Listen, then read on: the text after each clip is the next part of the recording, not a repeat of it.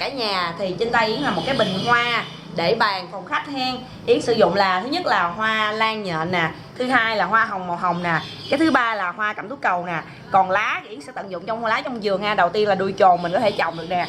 Cái lá này gọi là lá nguyệt quế ha, còn lá này là lá bao thanh thiên, còn này là lá chanh hen. Và mình không cần phải mất tiền mình mua, mình lấy một cái hộp nắp kem á, mình băng keo vậy nè. Đó là mình có thể gọi là giữ nước trong cái hộp này để mình dưỡng hoa liên tục rồi hen. Rồi cái cách để cắm cái bình hoa này như thế nào thì mời mọi người xem cái clip sau đây.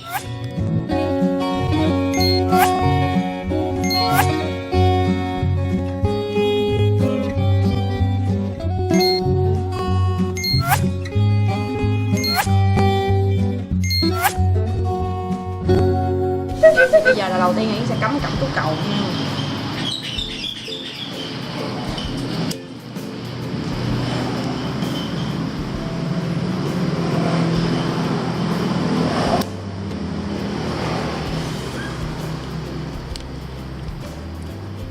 Cẩm tú cầu nó xòe cho nên mình cắm sát lại với nhau.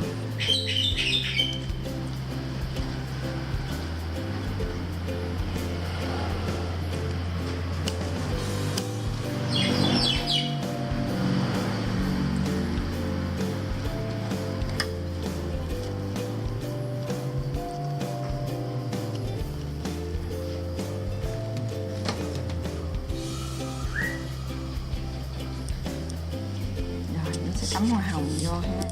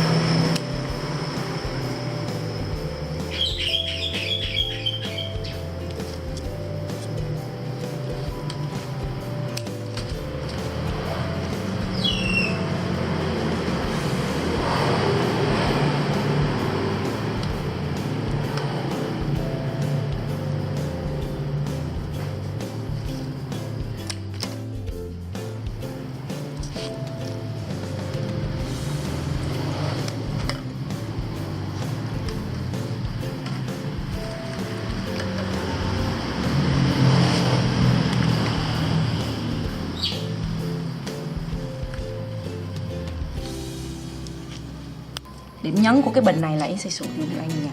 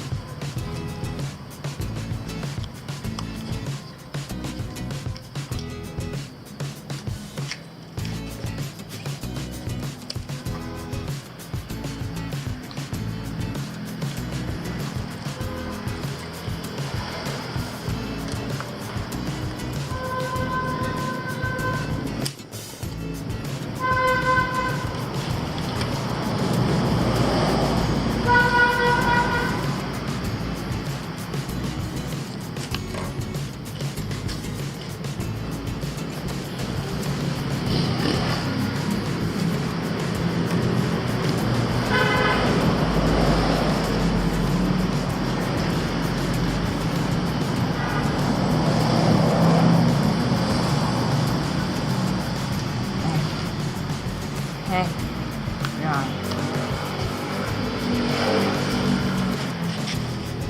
Đây là lá bao thanh thiên.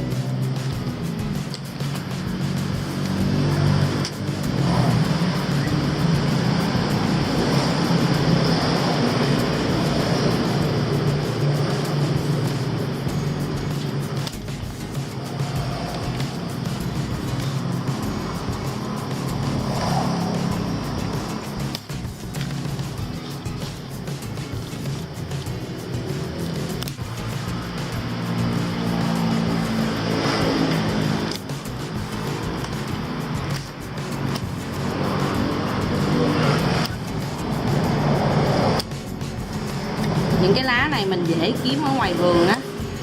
Đó. Mình tận dụng.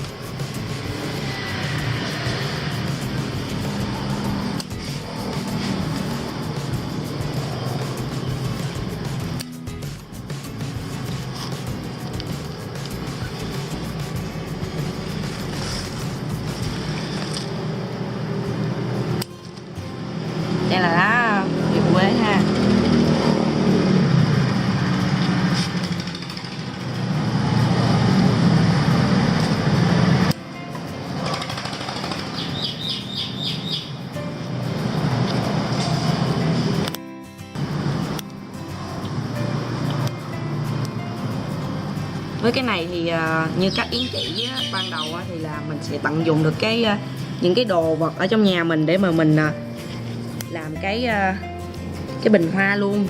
Mình sẽ tiết kiệm hơn tiền mình đi mua bình ha. Đó là mình tận dụng cái nắp hộp kem cũ để mà mình ngăn cho nước nó không có chảy ra.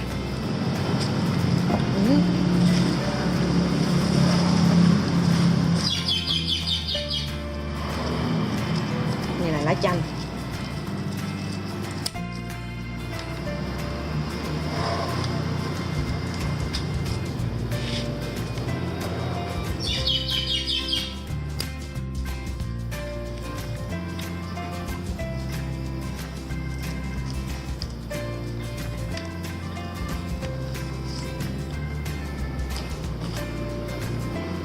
Rồi thì Yến đã hoàn tất xong cái bình hoa để bàn phòng khách của mình ha, rất là đơn giản.